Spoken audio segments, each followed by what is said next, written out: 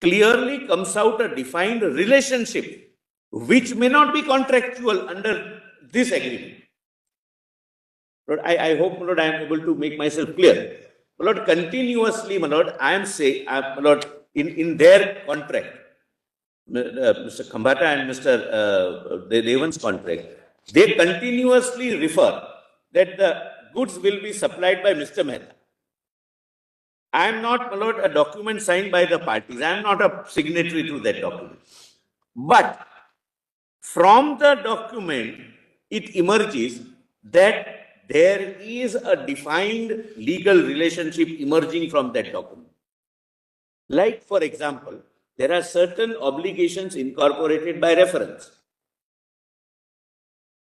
They can say, Mr. Khambata can say that I'll supply goods to Mr. Devan, but we have a separate agreement dated so-and-so, registered at so-and-so with Mr. Mehta, and he has agreed thereby that he would supply the similar goods to me, which I will supply to him. So I may not have bargained for a contractual relationship between you and Mr. Devan, in your example. Yes. Unless there is a tacit acceptance by you of the obligation which Mr. Khambata has assumed to supply goods to Mr. Devan, you would not be liable.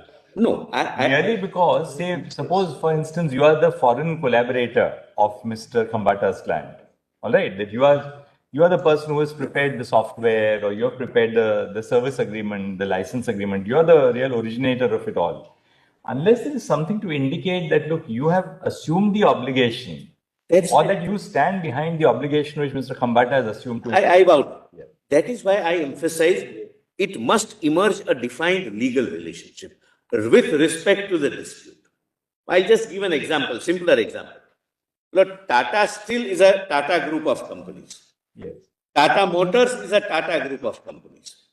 Suppose Tata Motors enters into an agreement with me for buying certain products, tires, machinery, etc., etc., and there is a dispute between the two of us.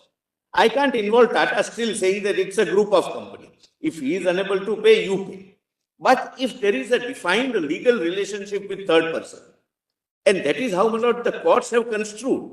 Defined legal relationships are presumed under various doctrines which your lordships have evolved in other jurisdictions also.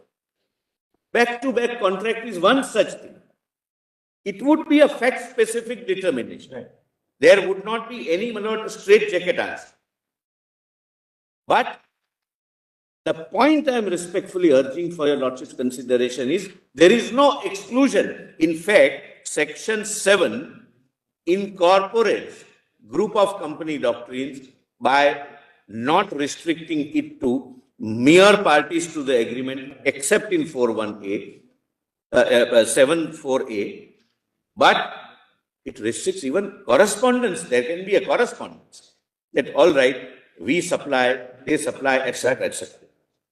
Lord, now kindly come to page 10. It is thus clear that even if there is a contractual document in existence between party A and B, as contemplated under section 7.4, I'm sorry, page 6, Page 6, yeah. Page 6. It is thus clear that even if there is a contractual document in existence between party A and party B, as contemplated under section 7.4a, if both of them have a defined legal relationship with entity C or D, qua the dispute, not, my Lord, some other relationship. I am now, my Lord, restricting to give a purposive meaning, my Lord, and to ensure that it doesn't become an unruly horse where anybody and everybody is included.